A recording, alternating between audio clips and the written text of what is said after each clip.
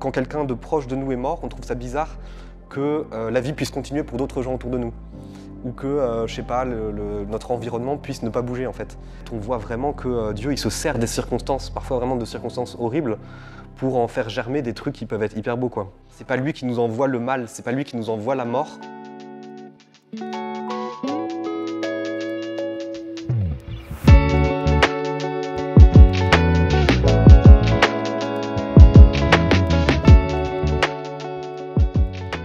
Salut à tous, on est hyper heureux de vous retrouver aujourd'hui pour un nouveau témoignage sur The Parole et j'ai la joie d'accueillir Thomas pour le thème « La mort, énigme, ennemi ou passage ». Bonjour. Salut Thomas. Salut. Je suis hyper heureuse de te retrouver aujourd'hui pour ce beau thème un peu mystérieux qui peut faire peur, etc. Alors avant toute chose, est-ce que tu peux te présenter? Qui es-tu? D'où viens-tu? Dans quel contexte familial t'as grandi? Ouais, donc du coup je m'appelle Thomas, j'ai 26 ans, j'habite à Paris. Je travaille dans une boutique d'artisanat monastique, donc qui fabrique des choses faites dans des monastères et des abbayes. Et puis je suis aussi étudiant en théologie. Voilà, et puis donc je viens d'une famille qui est très chrétienne, très missionnaire. Super. Et donc tu as grandi avec beaucoup de frères et sœurs Un bon paquet, ouais, 7 à la base. Un bon paquet, ça fait un très bon paquet.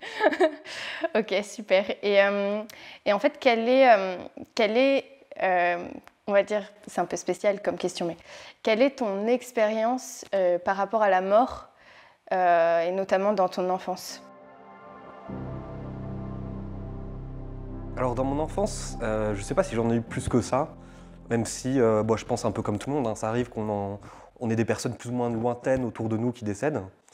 Notamment, moi, ça a été des grands-parents. Et puis sinon, je savais qu'une une des grandes sœurs qui est morte au moment de la naissance, en fait. Donc moi, je ne l'ai jamais connue, elle est morte au moment de la naissance. Voilà, donc je savais qu'il y avait ça aussi dans mon histoire familiale, que j'avais une grande sœur qui était déjà au ciel. Et du coup, tes parents t'en parlaient de manière hyper décomplexée. T'as une grande sœur qui est au ciel. Comment ils ont amené la chose? C'était pas tabou du coup? Non, c'est pas tabou. Alors après, forcément, hein, la mort, c'est pas un thème dont on parle toutes les 5 minutes. Mais c'est vrai que, voilà, comme c'est dans un contexte chrétien et tout ça, c'était pas non plus le truc tabou. Donc c'est-à-dire que souvent, voilà, quand on parlait de quelqu'un qui était décédé, même de la famille, voilà, on avait cette espérance que la personne était déjà auprès de Dieu, quoi. Donc c'était assez simple, c'était pas un thème dont on parlait souvent, mais c'était pas non plus le truc méga tabou, quoi. Ouais. Donc t'avais pas non plus une vision, t'avais une vision pas fataliste de la mort. Pour toi, c'était quelque chose qui était synonyme d'espérance, quoi. Oui, c'est ça. Le fait de le voir un peu avec le prisme chrétien, le fait de savoir que Dieu existe et tout ça, faisait effectivement que il y avait... oui, j'ai jamais eu le sentiment que tout s'arrêtait, que c'était vraiment la fin de la fin à ce moment-là, quoi. Ouais. Et donc, en fait, tu as grandi, comme tu dis, dans une famille chrétienne. Tu n'as jamais eu de doute sur l'existence de Dieu? Pour toi, c'était évident? Ouais, alors, ça c'est marrant, c'est-à-dire j'ai jamais eu de vraie crise d'ado où j'ai tout rejeté, tout ça. Donc j'ai jamais eu de doute sur le fait que Dieu existait, qu'il aimait le monde et tout ça, vraiment pas, même pendant l'adolescence. Mais c'est vrai que la foi n'était pas forcément très très importante pour moi non plus. C'était quelque part dans ma vie, je savais que Dieu existait, c'était là quelque part, voilà, je priais de temps en temps. Mais c'est vraiment au début de l'âge adulte que j'ai eu une vraie expérience de conversion très très forte. Et c'est là où je suis passé de, voilà, je crois en Dieu, je sais qu'il existe, ça a une petite place dans ma vie, à Jésus-Christ est mort pour moi sur une croix. J'ai envie de le suivre, j'ai envie d'être son disciple, j'ai envie de lui donner complètement ma vie.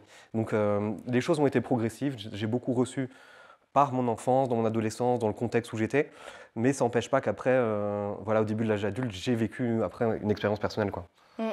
Et, et qu'est-ce qui t'a amené à faire cette expérience? C'était une soif spirituelle, une connexion...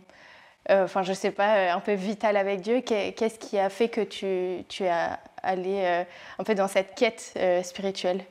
Je pense que ça a été assez progressif, c'est-à-dire de plus en plus, je commençais à m'approprier ma propre foi, à me dire que c'était pas juste Dieu, c'était pas juste des valeurs que m'ont transmis mes parents et tout, même si c'était des bonnes valeurs. Mais de me rendre compte que aussi, voilà, en commençant à travers la fin du lycée, le début des études supérieures, de me rendre compte que Dieu agissait réellement dans ma vie. Donc de développer une relation personnelle petit à petit avec Dieu, qui fait qu'en fait, je pense que j'ai eu un désir de radicalité, de mieux connaître Dieu, de pouvoir mieux l'aimer. Et en fait, Dieu qui nous force jamais, qui est vraiment un gentleman, il va agir dans notre vie aussi en fonction du désir qu'on a de lui.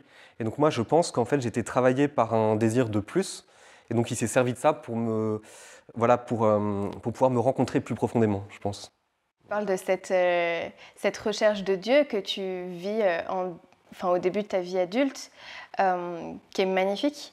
Si on revient un petit peu au thème qui fait qu'on se parle, toi et moi, aujourd'hui, le sujet de la mort, est-ce que tu as vécu, donc mis à part voilà, la mort de tes grands-parents quand tu étais enfant, des expériences marquantes par rapport à ça? Oui, oui, oui. Et puis surtout, alors il y en a eu deux dans ma vie, et puis une quand j'étais, particulièrement quand j'étais adolescent, à l'âge de 15 ans.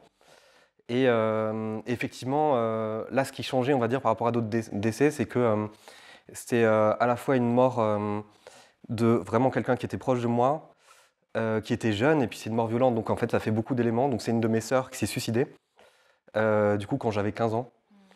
Et donc ça a été une première, on va dire, confrontation très forte à la mort, plus que des personnes que je voyais peu, dont j'entendais parler ou je savais qu'ils étaient décédés. Mais là, effectivement, il y a quelque chose qui touche un peu plus personnellement, quoi. Et puis, peut-être on aura l'occasion d'y revenir, mais il y a eu aussi il y a un an, un ami qui est mort dans un accident de voiture aussi. Et donc pareil, c'est le même. Alors l'expérience forcément n'était pas la même, mais c'était aussi voilà, quelqu'un de jeune qui est proche de moi. Du coup là c'était un ami, donc il y avait une sœur et puis il y a eu un ami, qui est mort dans un cadre assez violent qu'on ne pouvait absolument pas prévoir, quoi. Et effectivement, c'est pas pareil que d'entendre que, voilà, je sais pas qui, quelqu'un même, je sais pas, une star, Johnny Hallyday ou je sais pas quoi, avec qui on peut avoir beaucoup d'affection, mais en fait, où si la personne meurt, ça n'aura pas d'impact profond sur notre quotidien. Là, quand c'est quelqu'un de proche, en fait, bah, après, voilà, ça nous impacte et donc il faut pouvoir l'intégrer dans notre vie parce que ça peut changer quelque chose sur notre quotidien, quoi. Et du coup, par rapport au décès de ta sœur, comment toi tu l'as vécu à 15 ans? Enfin, c'est quelque chose qui est marquant en pleine adolescence de vivre ça. Et en famille aussi, comment vous avez accepté la chose, j'imagine, et puis après fait un chemin de guérison. Hmm. Alors en fait, je pense que c'est très propre à chacun. Enfin, on vit le truc hyper différemment. Il y a des théories sur les étapes du deuil et tout ça. Moi, je sais pas si j'ai suivi le machin. En gros, moi, ce qui m'a vraiment frappé, c'est quand on t'annonce le truc, que tu as un proche qui est mort, c'est vraiment le côté complètement absurde, en fait. Ça paraît même ridicule quand on annonce ça. Moi, c'est pas du tout comme dans certaines scènes de films où voilà, on se met à pleurer ou je sais pas quoi. Moi, c'est vraiment, bah, on m'annonce la mort de quelqu'un que j'avais vu il y a 2 jours ou qui, c'était le cas pour ma sœur. Elle est morte un mercredi matin. Je l'avais vue le week-end encore juste avant, forcément pleine de vie et tout ça. Donc, en fait, il y a quelque chose de super choquant dans le fait de. On a toujours vu la personne vivante, pleine de vie et tout ça. Et d'un coup, on te dit que la personne est morte. Donc, moi, c'est d'abord longtemps, j'ai mis du temps avant de simplement intégrer l'information. Et c'est vrai que ça paraît d'abord complètement absurde. On a l'impression qu'on entre dans le. Je sais pas, que c'est pas notre vie, on entre dans un scénario d'un film qui est pas le nôtre. Je sais pas comment dire, c'est comme si enfin je le vois vraiment comme ça, comme si j'étais rentré au cinéma pour aller voir un film, et en fait d'un coup c'est un autre film qui se met devant mes yeux. Donc tout paraît absurde, et même la vie ensuite, on a l'impression que c'est déconnecté. On trouve ça bizarre que quand quelqu'un de proche de nous est mort, on trouve ça bizarre que la vie puisse continuer pour d'autres gens autour de nous. Ou que, je sais pas, notre environnement puisse ne pas bouger, en fait. D'abord, c'est vraiment ce côté pas normal. Moi, c'était vraiment une de mes grandes convictions. Souvent, on dit bah, la mort, ça fait partie de la vie et tout ça. Mais je crois que même enfin, voilà, en tant que chrétien, pour moi, c'était de me dire que ben, la mort, c'est d'abord une souffrance, c'est d'abord quelque chose qui n'est pas normal. On est vraiment fait pour la vie. Et ça, c'est aussi vraiment un truc qui nous est dit, qui nous est révélé dans la Bible, où en fait, on voit que la mort, c'est une conséquence du péché, mais qu'on est vraiment fait pour la vie. Et donc, il faut, je pense, accepter de se dire, ben voilà, quand quelqu'un de proche meurt, ben c'est d'abord une souffrance, c'est d'abord un vide, c'est d'abord quelque chose de pas normal. Après, tu demandais peut-être par rapport à la question de la famille et tout ça, comment on a vécu. Forcément, faut encaisser le truc, parce que là, c'était, comme je disais, c'était une mort assez violente. Ma sœur était aussi mère célibataire, donc en fait, elle avait une fille de 9 ans qui s'est retrouvée orpheline et tout ça. Donc en fait, ça donnait lieu un peu à des galères pour pouvoir s'occuper de la petite, en plus du choc de la mort. Mais ce qui a été très beau, c'est que nous, en fait, ça nous a, paradoxalement, ça nous a vachement rapprochés en famille, en fait, le fait de vivre ça ensemble. Et, euh, et maintenant que j'y pense, en fait, c'est depuis ce moment-là qu'on a décidé tous les étés de partir en vacances tous ensemble. À chaque fois, on se cale une semaine pendant l'été, parce qu'en fait, on s'est rendu compte que dans ce genre de situations-là, la famille est quand même hyper importante. Donc nous, voilà, la mort, et ça reste quand même une blessure dans notre vie de famille, ce qui s'est passé. Mais en fait, on voit vraiment que Dieu, il se sert des circonstances, parfois vraiment de circonstances horribles, pour en faire germer des trucs qui peuvent être hyper beaux, quoi. En fait, ce que je retiens, c'est que dans une situation de mort comme celle-ci, ça vous a donné encore plus envie de vivre. Tu parlais de la Bible. Je sais que tu aimes beaucoup la Bible. Est-ce que tu voudrais nous partager du coup un passage biblique par rapport à ce thème qui t'a porté, qui t'a accompagné au cours de ces deuils? Ouais, moi je dirais qu'en fait, le premier passage un peu qui m'habitait, alors qu'à ce moment-là, donc j'avais voilà, 15-16 ans, je n'étais pas encore super à fond dans la foi, mais c'était vraiment en fait la mort de Lazare, en fait, un passage de l'Évangile, où en fait il y a deux sœurs, il y a Marthe et Marie, qui viennent annoncer à Jésus que leur frère Lazare d'abord est malade et puis meurt. Et puis en fait on voit que Jésus, il encaisse le truc. Quand il apprend que Lazare est mort, en fait il se met à pleurer et tout ça, quoi. Et moi, je trouve ça hyper fort. Pour moi, du coup, la première conviction, c'est de se dire, Dieu, il ne souhaite pas, c'est pas lui qui nous envoie le mal, c'est pas lui qui nous envoie la mort, c'est pas un truc qui veut nous envoyer directement. Et en fait, lui-même en souffre. Et puis, c'est surtout le fait de se dire, voilà, il assume aussi les émotions qui vont le traverser à ce moment-là, quoi.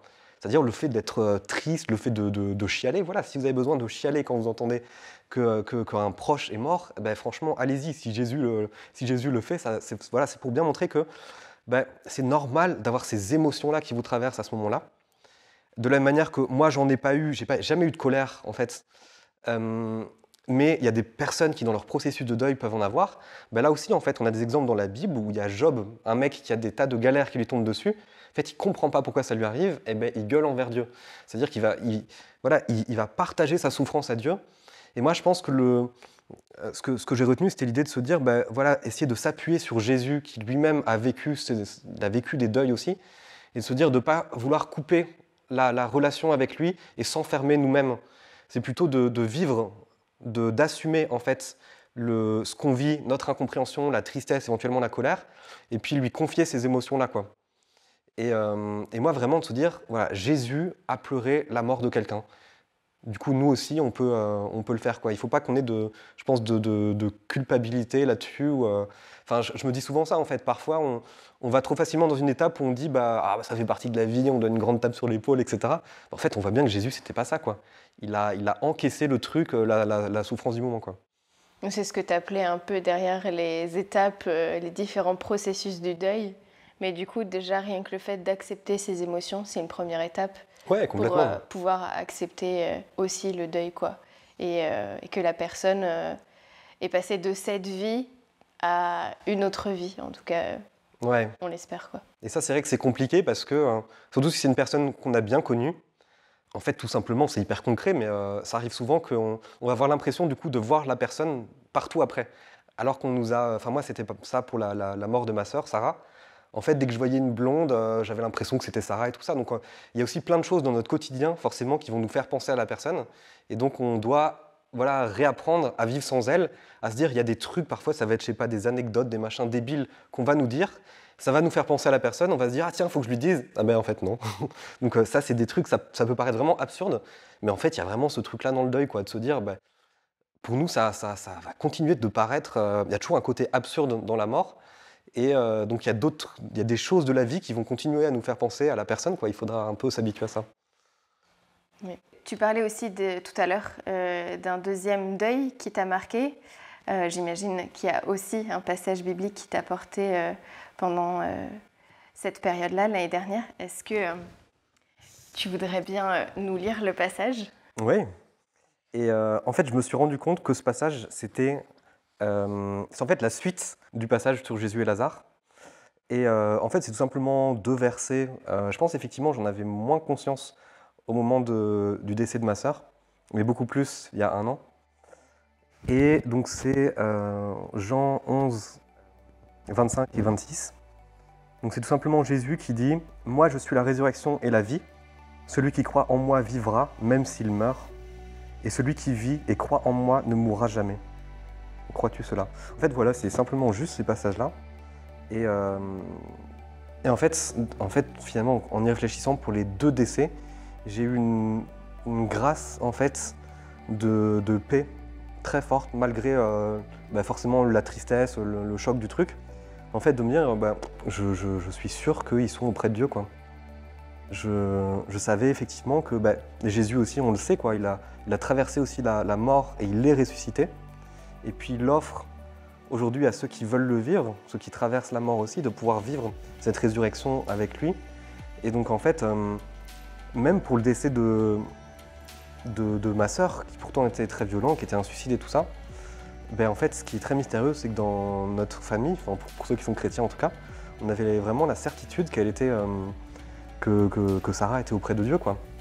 Et enfin, pour moi, c'est aussi, entre parenthèses, c'est très important, je pense, de se dire que même si la personne n'a pas eu forcément une vie chrétienne de ouf et tout ça, faut pas forcément trop vite se dire je pense pas qu'elle soit au paradis et tout ça. En fait, on sait pas. Et moi, c'est vraiment très personnel, mais je pense qu'il y a beaucoup de choses qui se jouent au moment de la mort, quoi, pour beaucoup de gens. Alors c'est vraiment une conviction personnelle.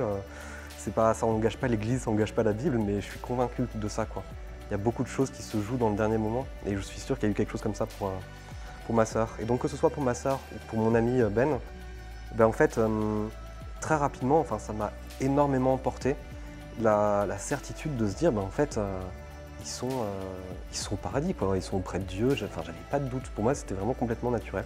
Pour moi, c'est un peu comme si c'était parti dans un pays étranger en disant, voilà, je sais qu'ils vont partir dans un pays étranger pendant plusieurs années, que moi, j'ai pas les billets, je peux pas y aller tout de suite. Je peux pas aller les voir, je sais que je les reverrai pas pendant longtemps, mais je sais qu'il y a un moment donné où on se reverra, quoi. Et pour moi, c'est très clair que je reverrai Sarah, que je reverrai Ben, en fait, et dès le début, en fait, j'avais cette conviction-là, que voilà, c'est ce qu'on disait au début, c'est la mort, c'est une souffrance, ça reste une blessure, mais en fait, le fait de la vivre en Jésus, il l'a vaincu, quoi. Il l'a vaincu par sa résurrection. Et puis c'est surtout, il nous donne de vivre la vie éternelle au-delà de la mort, quoi. Et ça, c'est un cadeau, on ne peut même pas se rendre compte à quel point c'est ouf, quoi. Et qu'est-ce que... Je sais qu'il y en a beaucoup qui disent, oui, mais en tant que chrétien, vous dites ça pour vous rassurer, parce que c'est trop flippant de se dire qu'il n'y a rien après.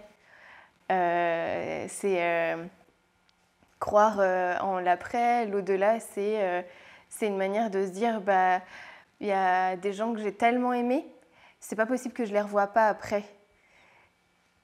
Ouais, Qu'est-ce que ce serait ta réponse, toi, par rapport à ça? On va dire c'est une possibilité, hein, que tout ça se soit complètement inventé, tout ça.